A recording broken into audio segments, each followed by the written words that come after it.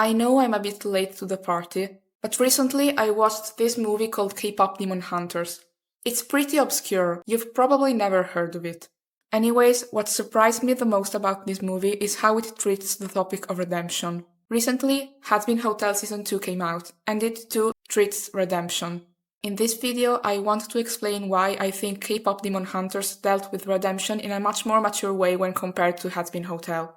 Let's start with analyzing HAZBIN Hotel's situation.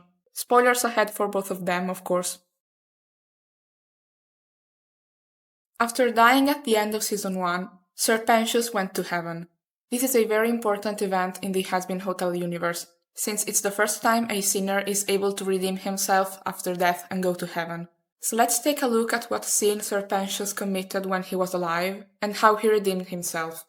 In episode 2, he tells the angels his backstory, and we find out he witnessed a murder, and although he knew who the perpetrator was, he remained silent because of fear and also greed, since the murderer was a rich client of his. 5 women died because Pensius didn't denounce the killer, and then he went to hell. So let's start with the obvious. Although it's always nice to see a person realizing they did something wrong and attempting to redeem themselves, some crimes can't be fixed. Things like rape, pedophilia, or abuse of political power to oppress people. These are all crimes that are never justified because they are premeditated with diminished responsibility. There is never a situation in which any of these crimes can be justified. If we talk about murder or theft, the situation changes. A person can kill in self-defense, or steal because they are starving, so we should look at each individual case. With Pensius, complicity in murder should be considered just as bad as murder. Just because he wasn't the one holding the knife, it doesn't mean he didn't play a part in it. His inaction caused 5 people to die. Being afraid is understandable, but he could have left an anonymous complaint, or he could have just opened the window and greeted the woman, making the killer understand that he was a witness, so that he could not kill her. And in this case, Pensius is also guilty of greed. The killer was a rich client, so Pensius shut up to keep getting money to build his weapons. But believe it or not, this isn't even the worst part. There is something else that I haven't seen anyone else mention when discussing Pensius' redemption. People go to hell not only because they commit evil deeds, but also because they don't regret them. If Pensius died, went to hell, and is only now telling the angels that he's sorry for what he did, this means that he died not regretting his crimes. It's too easy to say you're sorry after you've died and seen the punishment. This scene wants you to feel sorry for him because he's crying, but that doesn't mean he's right. And it sure as hell doesn't mean he deserves heaven. And the supposed way he redeemed himself doesn't make sense. The show says he sacrificed himself for his friends, to which I reply, what friends? HAZBIN, Vaggie and Alastor don't care about him. Angel dislikes him and only has one positive line of dialogue with him, where they tell us about some character bonding between them that cleverly happened off screen. Nifty scares him. Cherry Bomb considered him a moron and only started caring about him when he kissed her. Charlie could be considered a friend, but she's an idiot who considers anyone her friend, so it's not really a great accomplishment to say that Charlie is your friend. Let's be honest, Pensius died because he found Cherry Bomb hot, and didn't want her to die because he still wanted a chance to hit on her. Now Pensius is allowed to stay in the same heaven as the 5 women who died also because of him. You serious? If the show wants me to believe that this approach to redemption is correct and fair, I can only laugh in its face. I finished Season 1 thinking that Charlie's idea of redemption was flawed and stupidly naive, and I still stand by my opinion. Now let's take a look at how K-pop Demon Hunters handles redemption.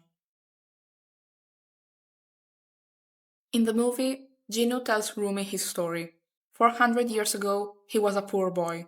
Guima, drawn by his suffering, gave him a magical voice in exchange for his soul and guaranteed him and his family a comfortable life in the royal palace. Since then, he became a slave to Guima, like many other demons. His story touches Rumi, but later it turns out he'd always liked to manipulate her. It's not true at all that he made a pact with Guima to save himself and his family, or that Guima deceived poor Jinu. He made the pact to save himself alone. Rumi then says she knows he wanted to save his family, so there must be some good in him. And I point out that Jinu isn't dehumanized for this, on the contrary. In fact, Jinu cries when he tells all this and suffers greatly. I only made a deal with Kima to get myself out of that miserable life. I left my sister, my mother, alone, while I slept in silk sheets in the palace with my belly full every night. I left them.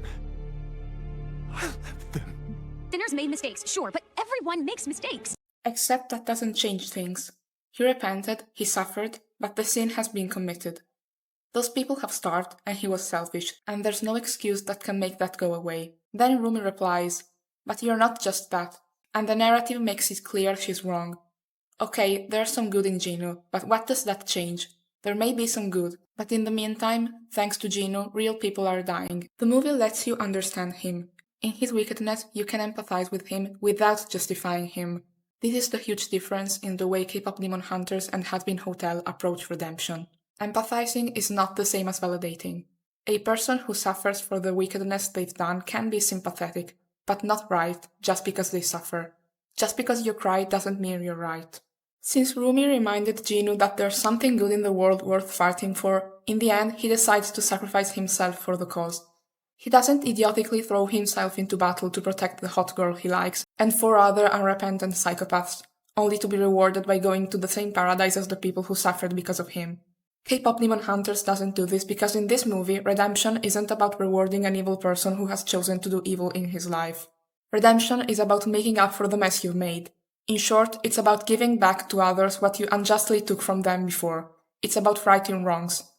So what Gino does is give his soul to Rumi in the form of a sword. And from now on, he will always be used by her to protect people from demons. Sorry, no future ship between a snake and a crazy Australian arsonist. The movie ends with a trio of girls who send Guima back to the demon realm thanks to the power of the people they protected. Rumi, Mira, Zoe and Gino win thanks to the people who believe in them, which gives them power. This reminds me so much of the ending of the Majin Buu saga in Dragon Ball Z, where Goku defeats the enemy using the Genki-Dama created by humanity's strength. Goku only acted as a go-between. It was humanity's will to live that defeated Majin Buu. The same thing happened in K-pop Demon Hunters, and it's beautiful. So in conclusion, the big difference is that HAZBIN Hotel treats redemption as a reward that is loosely connected to the sin committed, is based on emotion, and is narratively inconsistent.